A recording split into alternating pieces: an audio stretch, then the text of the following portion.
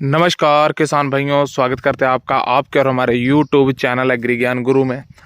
किसान भाइयों, आज की जो वीडियो है बेहद ही महत्वपूर्ण और अच्छी जानकारी वाली वीडियो है।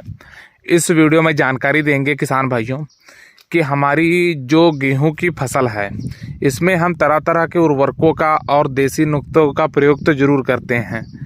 तो क्यों करते हैं कि आखिर हमारी जो गेहूं की फसल है वो अच्छी हो, कल्ले अच्छे निकले, ग्रोथ अच्छी करे। हम उस फसल की बात कर रहे हैं जिन किसान भाइयों ने पिछेती गेहूं की फसल की बुआई की है, क्योंकि जिन किसान भाइयों ने गेती की है वो तो कल्ले से ऊपर की बात चली गई है, क्योंकि वो गोबोट अवस्था में जा रही है। और जिन किसान भाइयों ने पिछेती फसल की बुआई की है तो उनकी अभी कल्लों पे है। जैसे कि बहुत से किसान भाइयों ने दिसंबर में अभी जाकर बुआई की है तो उनकी फसल अभी कल्ले निकाल रही है। तो आज बात करेंगे कि अगर आप पहली या दूसरी सिंचाई कर रहे हैं तो उस सिंचाई के समय आपका अपनी गेहूं की फसल में गुड़ का कैसे प्रयोग करना और गुड़ के क्या क्या फ़ायदे हैं। जी हाँ, सुनने में अजीब लगेगा कि गुड़ का फ़ायदा गेहूं की फसल के लिए। तो जी, जैसे गेहूं की फसल में हम उर्वरकों का, रासायनिक उर्वरकों का प्रयोग करते हैं, तो जैसे ये देसी नुक्ता है फसल के लिए। अब इसमें होता क्या है कि गुड़ जो है जैसे शरीर पे आदमी के, मनुष्य के काम करता है, उसी तरह से वो फसल पे भी काम दिखाता है। यानी कि कहने का मतलब ये है कि हमने पिछली वीडियो में फिटकरी पे जानकारी दी थी कि आप फिटकरी का प्रयोग कर सकते हैं। फिटकरी एक एंटीबायोटिक होती है, तो जहाँ पे रासायनिक दवाइयाँ काम नहीं करती वहाँ पे फिटकरी काम कर जाती है। तो इसी तरह से जो गुड़ है, गुड़ भी एक देसी नुक्ते में आता है। तो कहने का मतलब ये है किसान भाइयों कि हम एक एग्जाम्पल देना चाहते हैं कि अगर आप चीनी के द्वारा बनाई हुई चाय को पीते हैं, जो कि सभी लोग पीते हैं, तो वो कहीं ना कहीं नुकसानदायक होती है। वहीं अगर आप गुड़ की चाय बनाकर पीते हैं, जो पुराने बुजुर्ग पीते थे, तो वो शरीर के लिए लाभदायक होती थी, ना कि वो नुकसानदायक। तो इसी तरह से जो गुड़ है वो आपकी जो फसल है इस पे भी सही काम करेगा। रासायनिक जो दवाइयाँ हैं वो आपकी अगर फसल को फ़ायदा देती हैं तो वहीं कहीं ना कहीं कुछ प्रतिशत वो नुकसान भी करती हैं, क्योंकि वो हम एक लत लगा लेते हैं। जैसे शरीर में लत लग जाती किसी चीज़ की, वैसे ही हम अपनी खेती को, फसल को भी लत लगा देते हैं।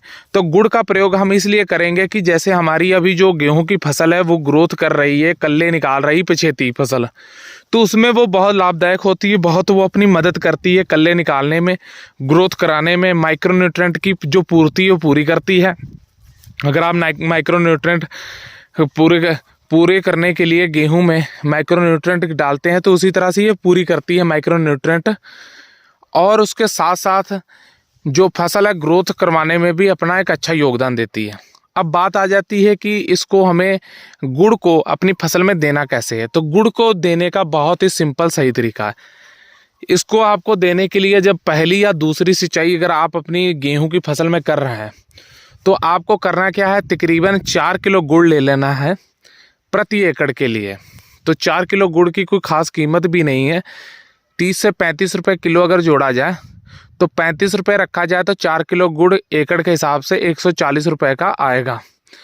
तो 4 किलो आपको गुड़ लेना है, और गुड़ को क्या करना है किसान भाइयों, आपको पूरी तरह से घोल बना लेना है, पानी में डालकर घोल लेना है, यानी गुड़ का पूरी तरह से रस बना लेना है।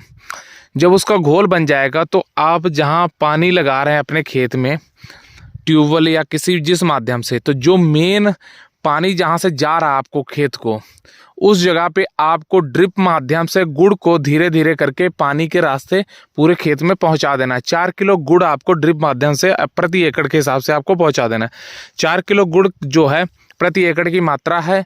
उसके बाद गुड़ से जो आपकी फसल को फ़ायदा होगा वो देखने को मिलेगा, ग्रोथ बढ़ेगी, कल्ले अच्छे निकलेंगे, माइक्रोन्यूट्रेंट की पूर्ति होगी, भोजन अच्छा प्राप्त करेगी फसल जो है, बहुत सारे फ़ायदे देखने को मिलेंगे। तो आप गुड़ से, ये एक देसी तरीका, आपको कुछ नहीं करना, नॉर्मल आपको गुड़ की एक तरीके से अपनी फसल को गुड़ की पूर्ति करवानी है।